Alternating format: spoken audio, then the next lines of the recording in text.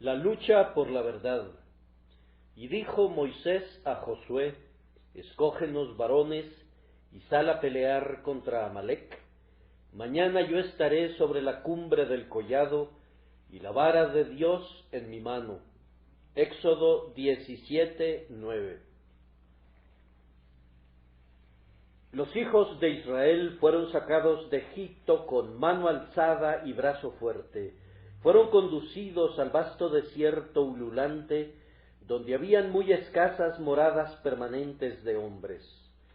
Por algún tiempo prosiguieron su marcha en la soledad, descubriendo pozos y algunos otros rastros de poblaciones nómadas, pero sin encontrar a nadie que turbara esa soledad.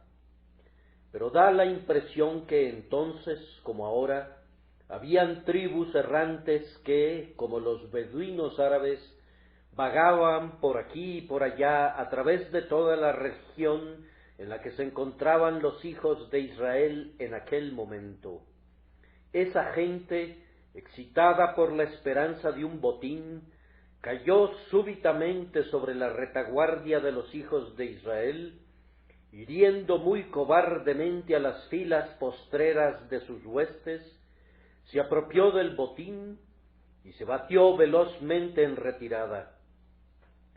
Cobrando fuerza y valor por este exitoso despojo, se atrevió luego a atacar al ejército de Israel en pleno, que en aquel tiempo debe haber constado de 2 o 3 millones de almas, que fueron sacadas fuera de Egipto y alimentadas milagrosamente en el desierto.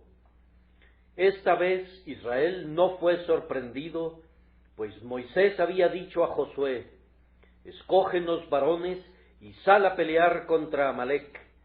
Mañana yo estaré sobre la cumbre del collado y la vara de Dios en mi mano, suplicando a Dios para que cada golpe dado con la espada fuera doblemente eficaz con la poderosa ayuda de Dios. Se nos informa que lograron una gran victoria. Los amalecitas fueron derrotados y por causa de su inmotivado ataque contra los hijos de Israel, fueron condenados al exterminio. Encontramos que está escrito así: escribe esto para memoria en un libro y di a Josué que raeré del todo la memoria de Amalec de debajo del cielo. Y Moisés edificó un altar y llamó su nombre Jehová Nisi, y dijo: por cuanto la mano de Amalec se levantó contra el trono de Jehová, Jehová tendrá guerra con Amalec de generación en generación. Ahora, amados, esta escena de guerra no está registrada en la Escritura como una circunstancia interesante para divertir al amante de la historia, sino que está escrita para nuestra edificación. Recordamos el texto que dice: porque las cosas que se escribieron antes, para nuestra enseñanza se escribieron. Hay una enseñanza que se debe sacar de esto, y nosotros la consideramos una enseñanza especial, pues le agradó a Dios que este fuera el primer texto comandado por la autoridad divina como un registro para las generaciones venideras. Pensamos que las jornadas de los hijos de Israel nos proporcionan muchos símbolos del caminar de la Iglesia de Dios por el mundo, y creemos que esta pelea con Amalec es una metáfora y un símbolo de esa lucha diaria y constante que todo el pueblo de Dios debe sostener contra los pecados externos y los pecados internos. El día de hoy me limitaré especialmente al pecado externo. Voy a hablar de la gran batalla que al momento presente se está librando por Dios y por su verdad en contra de los enemigos de la cruz de Cristo. Intentaré primero hacer unos cuantos comentarios sobre la guerra en sí. Luego vamos a considerar el método autorizado para la guerra, que es doble, golpes consistentes y oraciones consistentes, y luego concluiré alentando a la Iglesia de Dios a una diligencia mayor y más celosa en la guerra por Dios y por su verdad. Entonces, en primer lugar, haremos unos comentarios sobre la gran guerra que está tipificada por la lucha entre los hijos de Israel y Amalec. Primero, noten que esta cruzada, esta lucha sagrada, esta guerra santa de la que hablo, no es contra hombres, sino contra Satanás y contra el error. No tenemos lucha contra sangre y carne. Los cristianos no están en guerra contra ningún hombre que camina sobre la tierra. Estamos en guerra contra la infidelidad, pero a los infieles los amamos y oramos por ellos. Estamos en guerra contra cualquier herejía, pero no tenemos enemistad contra los herejes. Nos oponemos y declaramos la guerra a muerte con todo lo que se oponga a Dios y a su verdad, pero en relación a todo hombre procuraremos practicar la santa máxima: amad a vuestros enemigos, haced bien a los que os aborrecen. El soldado cristiano no tiene ni pistola ni espada, pues no pelea con hombres. Es contra las huestes espirituales de maldad en las regiones celestes que combate, y contra otros principados y potestades diferentes de los que se sientan en los tronos con cetros en sus manos.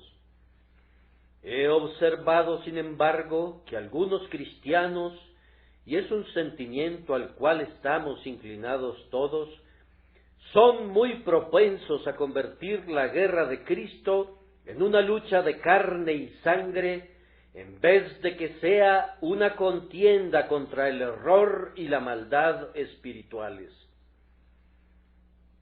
¿Acaso no han notado nunca en las controversias religiosas cómo los hombres riñen entre sí y hacen alusiones personales y se insultan mutuamente? ¿Qué es eso sino la consecuencia de olvidar que es la guerra de Cristo?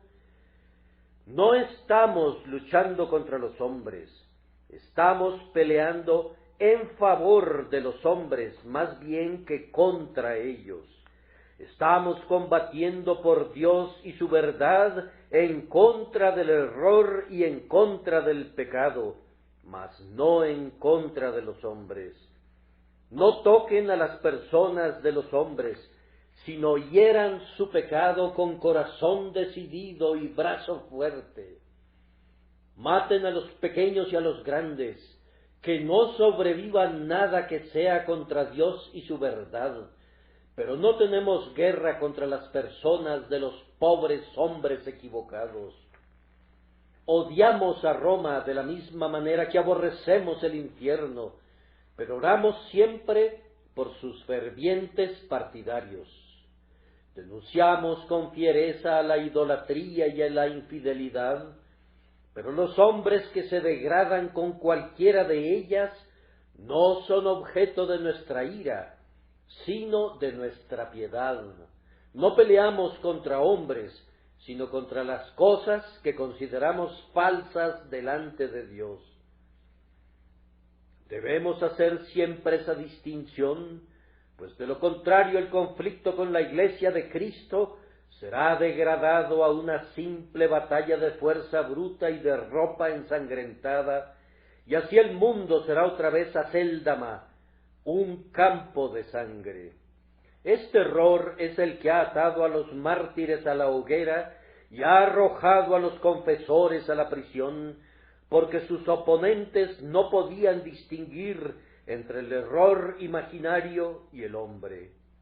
Al tiempo que hablaban con vigor contra el pretendido error, en su intolerancia sentían que debían también perseguir al hombre, cosa que no necesitaban hacer ni debían hacer.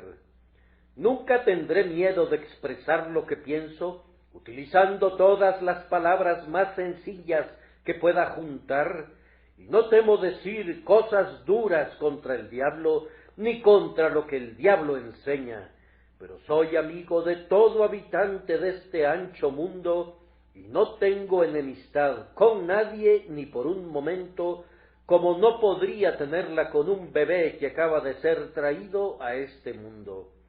Debemos odiar al error, debemos aborrecer la falsedad, pero no debemos odiar a los hombres, pues la guerra de Dios es contra el pecado. Que Dios nos ayude siempre a hacer esa distinción. Pero ahora observemos que la guerra que hace el cristiano, y podemos decírselo para alentarlo, es una guerra muy justa. En cualquier otro conflicto en que los hombres hayan participado, ha habido dos opiniones. Algunos han opinado que la guerra era justa y otros han dicho que era injusta, pero en relación a la guerra sagrada en la que han estado involucrados todos los creyentes, ha habido una sola opinión entre los hombres de mente recta.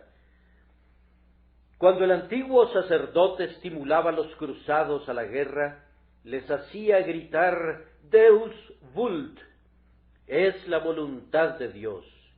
Y nosotros podemos decir lo mismo con mayor razón. Una guerra en contra de la falsedad, una guerra en contra del pecado, es una guerra de Dios. Es una guerra estimulante para cualquier cristiano, pues está muy seguro que cuenta con el sello de la aprobación de Dios cuando va a la guerra contra los enemigos de Dios. Amados, no dudamos de ninguna manera que cuando alzamos nuestras voces como una trompeta en contra del pecado, nuestra guerra es justificada por las leyes eternas de la justicia. Que todas las guerras tuvieran una causa tan justa y verdadera como la guerra que Dios peleó con Amalek contra el pecado en el mundo. Recordemos además que es una guerra de suma importancia.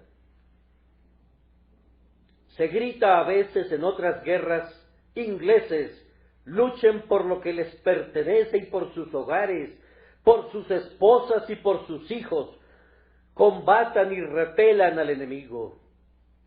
Pero esta guerra no es meramente por proteger nuestras pertenencias y nuestros hogares, nuestras esposas y nuestros hijos, sino que es por algo más que todo eso. No es contra quienes matan el cuerpo y después nada más pueden hacer, sino que es una lucha por las almas, por la eternidad, contra quienes quieren arrojar al hombre a la perdición eterna. Es un combate por Dios, por la liberación de las almas de los hombres de la ira venidera. Es en verdad una guerra que debe ser comenzada, debe ser continuada y combatida en espíritu por el ejército entero de los elegidos de Dios, sabiendo que ninguna guerra puede ser más importante. La salvación instrumental de los hombres es, por encima de todas las cosas, el objetivo más elevado que podremos alcanzar, y ahuyentar a los enemigos de la verdad es una victoria que sobrepasa todas las cosas deseables. La religión debe ser el cimiento de cada bendición que la sociedad espera gozar. Aunque le den poca importancia, la religión tiene mucho que ver con nuestra libertad, con nuestra felicidad y con nuestro bienestar. Inglaterra no hubiera sido lo que ahora es si no hubiese sido por su religión. Y en aquella hora en la que abandone a su Dios, su gloria habrá caído y en sus estandartes se escribirá Icabod. En aquel día, cuando el Evangelio fuere silenciado, cuando nuestros ministros dejaran de predicar, cuando la Biblia fuere encadenada, en aquel día, Dios quiera que no suceda nunca, en aquel día Inglaterra podría contarse entre los muertos, pues habría caído, puesto que Dios la habría abandonado, viendo que ha desechado su alianza con él. Cristianos, en esta pelea por la justicia, ustedes están combatiendo por su nación, por sus libertades, por su felicidad y su paz, pues a menos que se mantenga la religión del cielo, todo ello en verdad será destruido. A continuación, reflexionemos en que en esta gran guerra por Dios y por Cristo, estamos peleando con enemigos insidiosos y muy poderosos. Permítanme hacer otra vez la observación que en tanto que hablo de ciertos caracteres, no estoy hablando de los hombres, sino de sus errores. En este momento estamos experimentando dificultades especiales en la gran contienda por la verdad, especiales debido a que muy pocos la aprecian. Tenemos enemigos de todas las clases y todos ellos mucho más despiertos que nosotros. El infiel tiene sus ojos muy abiertos y mientras creemos, somos hombres muy confiados, que en verdad nuestra grandeza está madura, una helada está quemando nuestros hermosos retoños, y a menos que despertemos, que Dios nos ayude. Casi en todo lugar la infidelidad parece cobrar una gran influencia, no la infidelidad osada y jactanciosa de Tom Paine, sino una infidelidad más cortés y moderada. No la infidelidad que mata la religión con un garrote, sino aquella que trata de envenenar con pequeñas dosis de veneno y sigue su camino, afirmando que todavía no ha lesionado a la moral social. En todas partes esto está aumentando. Me temo que la gran masa de nuestra población está imbuida de un espíritu infiel. Entonces tenemos que preocuparnos más de eso que de Roma. No de Roma en su ataque abierto, de eso tenemos poco temor. Dios ha dado al pueblo de Inglaterra un espíritu protestante tan valeroso que cualquier abierta innovación proveniente del Papa de Roma sería repelida instantáneamente. Me refiero al catolicismo romano que se ha infiltrado en la Iglesia de Inglaterra bajo el nombre de puseísmo. Se ha incrementado por todas partes. Están comenzando a prender velas en el altar, que es sólo un preludio de esas grandes llamas con las que quieren consumir nuestro protestantismo. Oh, que hubiesen hombres que los desenmascararan. Hay mucho por qué temerles, pero no le daría mayor importancia si no fuera por algo que es todavía peor. Tenemos que luchar con un espíritu, que no sé cómo denominarlo, a menos que lo llame un espíritu de moderación enfermiza en los púlpitos de las iglesias protestantes. Los hombres han comenzado a limar los ásperos filos de la verdad, a desechar las doctrinas de Lutero y de Zwinglio y de Calvino, tratando de adaptarlas para complacer a los gustos más refinados. Pueden visitar en estos días una capilla de la Iglesia Católica y oír un sermón predicado por algún sacerdote católico que es tan bueno como el que pudiera predicar un ministro protestante, porque no aborda los puntos controversiales ni expone las partes claves de nuestra religión protestante.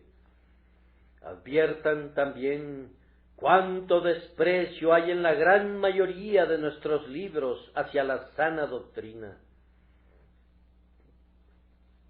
Los autores imaginan que la verdad no tiene mayor valor que el error, que en cuanto a las doctrinas que predicamos no tienen mayor importancia. Todavía sostienen que el hombre de recta vida no puede equivocarse. El letargo y la frialdad se están infiltrando en los púlpitos bautistas y de muchas otras denominaciones, y con ellos una suerte de anulación de toda verdad, al tiempo que generalmente predican sólo pequeños errores dignos de notarse. Sin embargo, la verdad misma es expresada de una manera tan diluida que nadie la detecta, y en un estilo tan ambiguo que nadie es sacudido por ella. En la medida que esté al alcance del hombre, las flechas de Dios deben ser quebradas y la espada debe ser envainada en el día de la batalla. Los hombres ya no oyen la verdad como solían hacerlo. Una boca de terciopelo está reemplazando al cojín de terciopelo, y el órgano es lo único en el edificio que expresa un cierto sonido. De tales cosas, líbranos, Señor. Que el cielo ponga un fin a toda esta moderación mal entendida. Necesitamos una verdad expresada con franqueza en estos peligrosos días. Necesitamos un hombre en este momento que hable como Dios le indique y que no se preocupe por nadie. Oh, si tuviésemos entre nosotros a algunos de los viejos predicadores escoceses. Esos predicadores escoceses hacían temblar a los reyes. No eran siervos de hombres, eran muy señores doquiera que iban, porque cada uno de ellos decía: Dios me ha dado un mensaje, mi frente es adamantina contra los hombres, hablaré lo que Dios me diga. Como Micaías, esos predicadores decían: vive Jehová, que lo que Jehová me hablare, eso diré.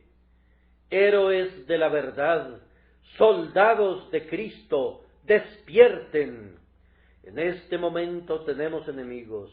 No crean que la lucha ha terminado. La gran guerra de la verdad se torna más intensa y fiera que nunca. Oh soldados de Cristo, desenvainen sus espadas, levántense otra vez por Dios y por su verdad, para que el evangelio de la gracia inmerecida no sea olvidado. Sólo déjenme agregar, en lo relativo a esta guerra, que tendrá perpetua duración. Recordemos, amados hermanos, que esta guerra entre el bien y el mal debe ser continua y no debe cesar nunca hasta que la verdad haya obtenido la victoria. Si suponen que nuestros antepasados hicieron lo suficiente por la verdad y por Dios, y que ustedes pueden disfrutar del ocio, cometen un grave error. Hasta ese día, cuando el mando tenga la verdad y la verdad tenga el mando, no debemos envainar nunca nuestras espadas.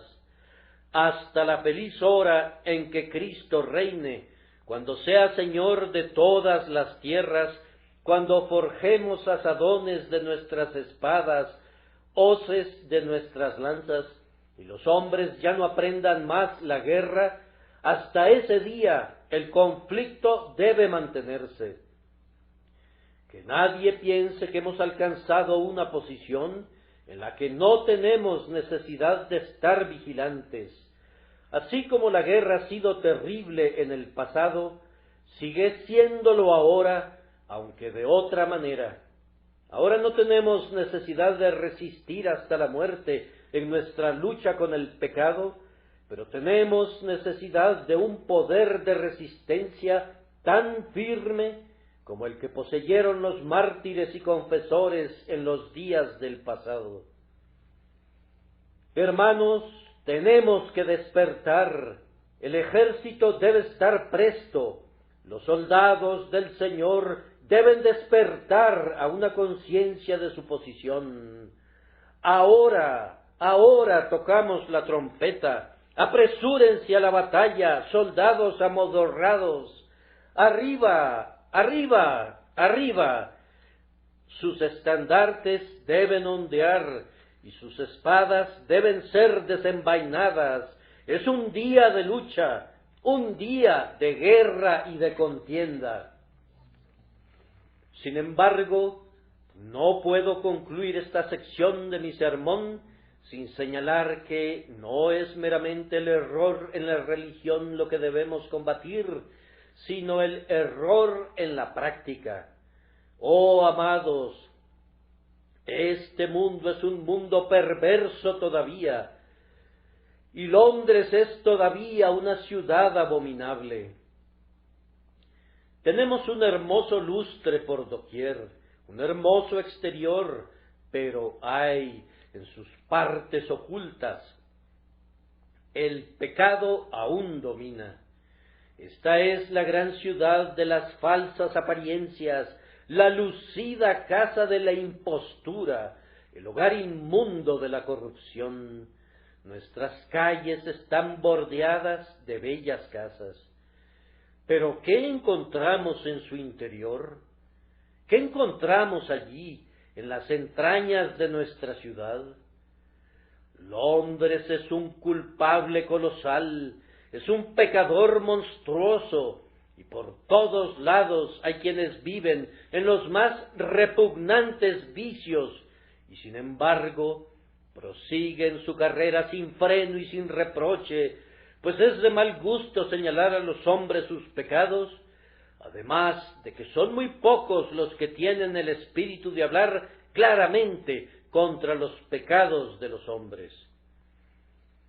Cuando consideramos la presencia del libertinaje femenino que cuenta entre sus adeptos a decenas de miles, ¿acaso no somos conducidos a concluir que el mismo pecado debe ser muy común entre los hombres? ¡Ya, qué terrible que tengamos que expresar esto! Y los hombres que engañan y seducen a las pobres desventuradas mujeres, ¿no son admitidos en la sociedad como personas respetables y morales? ¿Qué es esto sino abominable hipocresía? En Londres somos más pecadores de lo que muchos suponen. Todo está encubierto, pero no crean que pueden engañar a Dios de esta manera. El pecado merodea a un hórrido ritmo por la tierra. La iniquidad todavía recorre nuestras calles disfrazada, es cierto, no como pecado abierto, pero muy ofensiva para Dios y para los hombres buenos. Oh, hermanos míos, el mundo no es bueno todavía. Tiene una película protectora, pero en todo momento la repugnante enfermedad acecha por dentro. Otra vez les digo, levántense en armas, soldados de Cristo. La guerra contra el pecado no ha terminado, a duras penas ha comenzado. Pero ahora, en segundo lugar, tenemos que advertir brevemente los medios establecidos para la guerra. Cuando Amalec salió contra Israel, Dios estableció dos medios para combatirlos. Si hubiese querido, habría podido enviar un viento para ahuyentarlos, o habría podido acabar con sus ejércitos mediante la ráfaga de la plaga, pero no le agradó hacerlo de esa manera, pues hubiera otorgado el honor al esfuerzo humano, y por eso dijo a Josué: escógenos varones y sal a pelear contra Amalec. Es cierto que, con la fortaleza de Dios, Josué pudo haber vencido al enemigo, pero Dios dice: a la vez que honro el esfuerzo humano, aún así haré comprender a los hombres que Dios lo hace todo. Moisés sube a la cumbre del collado, permanece allí en oración, sostén en alto tu vara, y mientras los soldados de Josué se apresuran a la batalla, Moisés intercederá y ustedes obtendrán un triunfo conjunto. Tu oración, oh Moisés, sin la espada de Josué no prosperará, y la espada de Josué sin la vara de Moisés no será eficaz. Las dos formas de combatir contra el pecado son estas: golpes consistentes y oraciones consistentes. Primero, la Iglesia debe emplear golpes fuertes y batalla encarnizada en contra del pecado. De nada servirá que se encierren en sus casas y les pidan a Dios que detenga el pecado, a menos que vayan y hagan algo ustedes mismos. Si oran hasta quedarse mudos, nunca tendrán una bendición, a menos que se involucren ustedes mismos.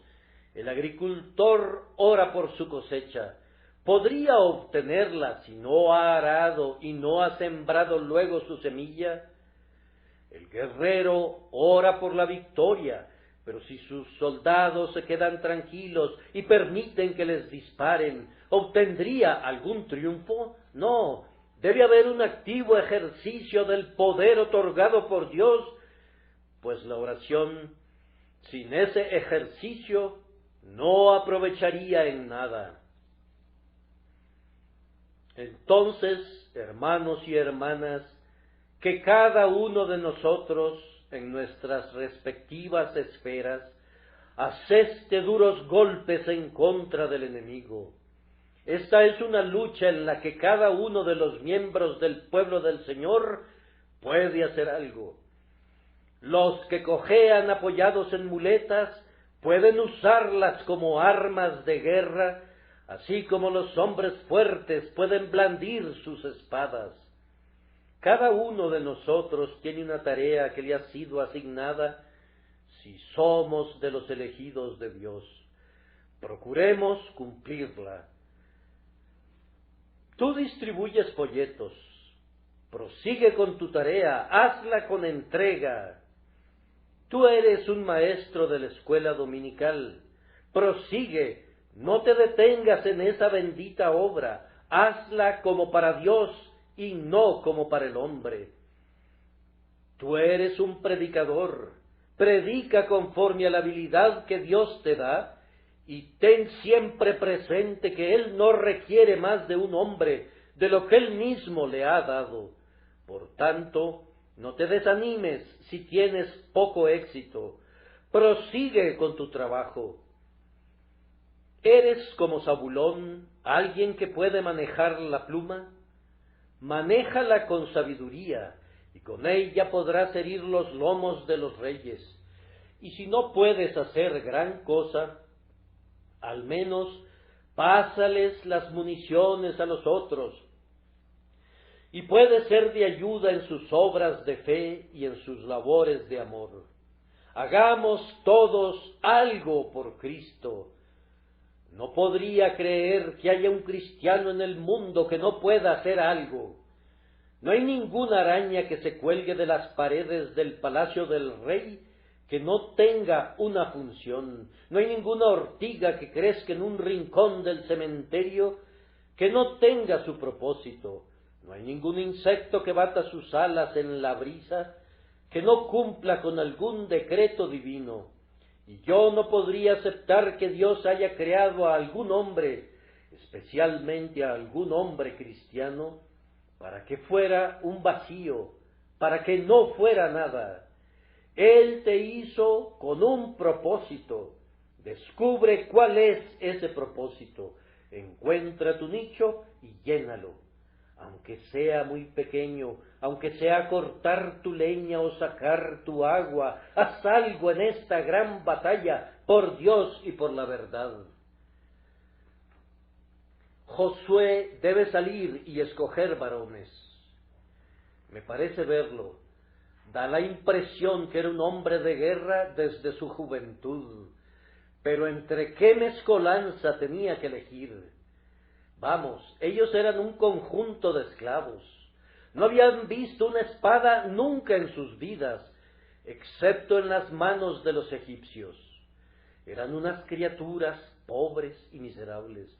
Fueron unos cobardes cuando vieron a sus viejos enemigos en el Mar Rojo y ahora sus armas eran aquellas que el propio Mar Rojo había arrojado de sus entrañas, y sus uniformes respondían a todas las descripciones posibles sobre la tierra. Josué, sin embargo, escoge a los más fuertes de ellos y les dice: vengan conmigo. Era de verdad, como uno lo llamaría, un regimiento harapiento con el cual se presentó a la lucha, y sin embargo, ese regimiento harapiento salió victorioso. Josué ganó el combate contra los amalecitas, gente que poseía un entrenamiento para llevar una vida de rapiña. Entonces, ustedes, hijos de Dios, es posible que sepan muy poco de las tácticas de guerra, y sus enemigos podrían derrotarlos en cuanto a los argumentos y aniquilarlos en materia de lógica. Pero si son hijos de Dios, los que están con ustedes son más que suficientes para luchar con los enemigos. Vivirán para verlos tendidos, muertos en el campo de batalla.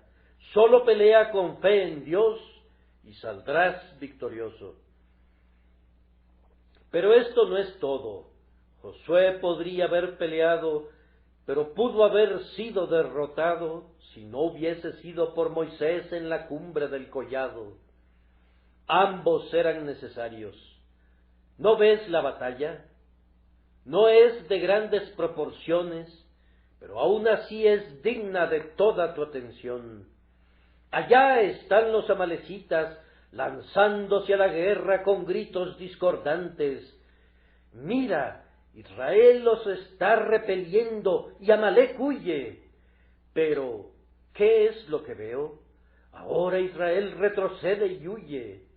Ahora de nuevo se reaniman y ahuyentan a Amalec. Miren, son despedazados por la espada de Josué, y el poderoso Amalec se abate como el grano bajo la hoz del segador. Las hordas de Amalec se están extinguiendo, pero otra vez la batalla fluctúa. Josué huye, pero nuevamente reanima sus tropas. ¿Y acaso no han observado el fenómeno milagroso? Allá, en la cumbre del collado, está Moisés. Observarán que cuando sus brazos estaban extendidos, Israel derrotaba a Amalec, pero en el instante en que por el cansancio bajaba sus manos, entonces Amalec tenía una victoria temporal. Y cuando de nuevo alzaba su vara, Israel dispersaba al enemigo. Cada vez que la mano de la oración caía, la victoria fluctuaba entre los combatientes. ¿Ven al venerable intercesor? Moisés, siendo un hombre de avanzada edad, se cansa de permanecer de pie así tantas horas. Entonces lo sientan sobre una piedra. A pesar de ello, sus brazos no son de hierro y sus manos están bajando. Pero vean, sus ojos despiden fuego y sus manos son alzadas al cielo. Las lágrimas comienzan a rodar por sus mejillas y sus oraciones jaculatorias suben al cielo como muchos dardos que encontrarán su objetivo en el oído de Dios. ¿Pueden verlo? Él es el eje de la victoria. Cuando vacila, Amalec prevalece, y cuando recupera su fuerza, el pueblo elegido gana la victoria. Miren, Aarón está sosteniendo su mano por un momento, y luego se apoya sobre Hur, y el anciano cambia sus manos, pues la batalla dura todo el día, y bajo el ardiente sol es un trabajo muy agotador mantenerlas en una sola posición. Pero vean cuán virilmente las mantiene, duras como si hubiesen sido esculpidas en piedra. Cansado y agotado, aún así sus manos están extendidas como si fuese una estatua, y sus amigos le ayudan en su celo. Y vean ahora, las filas de Amalek están deshechas como delgadas nubes ante un viento fuerte de Vizcaya. Huyen, huyen, todavía sus manos están inmóviles, todavía pelean, todavía los amalecitas huyen, todavía Josué prevalece, hasta que al fin todos los enemigos yacen tendidos, muertos sobre la llanura, y Josué regresa con un grito de júbilo. Ahora, esto nos enseña que debe haber oración acompañada de esfuerzo. Ministro, aunque continúes predicando, no tendrás ningún éxito a menos que ores. Si no sabes cómo luchar con Dios de rodillas, encontrarás que es muy difícil luchar de pie en el púlpito con los hombres. Podrás esforzarte para hacerlo, pero no tendrás éxito, a menos que apoyes tus esfuerzos en la oración. Es más probable que falles en tus oraciones que en tus esfuerzos. No leemos en ningún momento que la mano de Josué haya estado cansada de blandir la espada, pero la mano de Moisés sí estaba cansada de sostener la vara. Entre más espiritual sea la tarea, más propensos estaremos a cansarnos de ella. Podríamos pararnos y predicar todo el día, pero no podríamos orar todo el día. Podríamos salir para visitar enfermos todo el día, pero no podríamos estar encerrados ni la mitad del día en nuestras habitaciones. Pasar una noche con Dios en oración sería mucho más difícil que pasar una noche predicando al hombre. Oh, cuídate, cuídate, Iglesia de Cristo, de dejar de orar. Por sobre todo, me dirijo a mi propia iglesia muy amada, a mi propio pueblo. Ustedes me han amado, y yo les he amado, y Dios nos ha dado un gran éxito y nos ha bendecido. Pero fíjense bien, yo atribuyo todo eso a sus oraciones.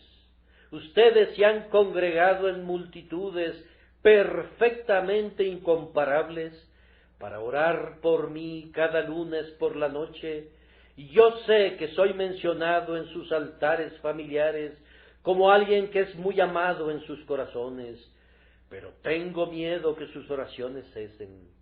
Dejen que el mundo diga, abajo con él. Yo me enfrentaré a todos ellos si ustedes oran por mí. Pero si ustedes cesan en sus oraciones, todo habrá terminado para mí y para ustedes. Sus oraciones nos hacen poderosos. La legión que ora es una legión que truena. Si me pudiera comparar con un comandante militar, diría esto, que cuando veo que mis hombres se levantan para orar en números tan grandes, me siento como Napoleón cuando envió a su vieja guardia. La batalla había amainado. Allá van, dijo, ahora la victoria es segura. O como nuestros propios guardias, los boinas negras, que donde quiera que iban, llevaban la victoria con ellos. La legión que ora es una legión que truena en todas partes. Los hombres pueden enfrentarse a todo menos a la oración. Si oráramos como algunos hombres lo han hecho, arrancaríamos de tajo las propias puertas del infierno. Oh, que tuviésemos poder en la oración. No cesen, se los ruego, se los suplico, no cesen de orar. Dejen de hacer cualquier otra cosa, pero no dejen de orar. Puestos de rodillas, luchen con Dios, y ciertamente el Señor nuestro Dios nos bendecirá, y témanlo todos los términos de la tierra. Y ahora, en tercer lugar, Voy a concluir solamente con unas cuantas observaciones para animarlos a la guerra. Recuerden, oh hijos de Dios, que hay muchas cosas que deben hacer los valientes para combatir por Dios y por su verdad. Lo primero que voy a traer a su memoria es el hecho de que esta guerra en la que están involucrados es una guerra hereditaria. No es una que ustedes hayan comenzado, sino una que han heredado desde el momento en que la sangre de Abel clamó por venganza. Cada mártir que ha muerto ha pasado la bandera ensangrentada al siguiente, y éste a su vez se la ha pasado a otro mártir. Cada confesor que ha sido atado en la hoguera para ser quemado ha encendido su vela y se la ha entregado a otro, diciéndole: cuídala. Y ahora he aquí la vieja espada, por Jehová y por Gedeón. Recuerden qué brazos la han blandido, recuerden cuán a menudo ha penetrado hasta partir el alma y el espíritu, las coyunturas y los tuétanos. ¿La van a deshonrar? ¿La deshonrarán? Aquí está el grandioso estandarte. Ha ondeado en muchas brisas, mucho antes que la bandera de esta nuestra tierra fuera confeccionada. La bandera de Cristo fue suspendida en alto. ¿Van a mancharla? ¿La mancharán? ¿No la entregarán a sus hijos todavía inmaculada, diciendo: prosigan, prosigan, les dejamos la herencia de guerra, prosigan, prosigan y venzan? Lo que hicieron sus padres, háganlo ustedes otra vez. Todavía sostengan la lucha hasta el final de los tiempos. Yo amo a mi Biblia porque es una Biblia bautizada con sangre. La amo todavía más porque muestra la sangre de Tyndale. La amo porque está teñida de la sangre de John Bradford y de Rowland Taylor y Hooper, y amo porque está manchada de sangre. A veces pienso que me gusta la fosa bautismal porque ha sido manchada con sangre y ahora está prohibida por la ley en el continente europeo. La amo porque veo en ella la sangre de hombres y mujeres que fueron martirizados porque amaron la verdad. ¿Acaso no defenderán el estandarte de la verdad después que tan ilustre linaje de guerreros lo ha sostenido en sus manos? Quisiera haber podido dirigirme a ustedes como habría deseado, pero mi voz me falla. Por tanto, no puedo exhortarlos exceptuando una consideración, que es la perspectiva de la victoria final. Es cierto que antes de que pase mucho tiempo triunfaremos, por tanto, no renunciemos a la lucha.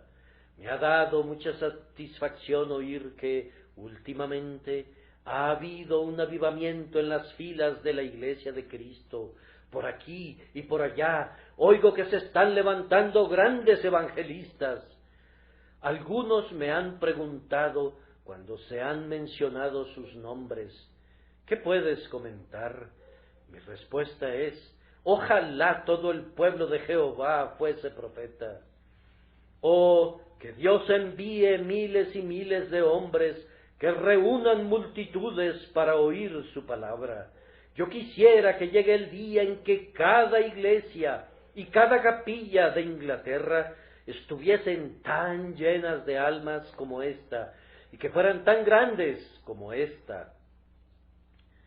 Pienso que en verdad las iglesias están teniendo un avivamiento, pero si no es así, la victoria es todavía segura.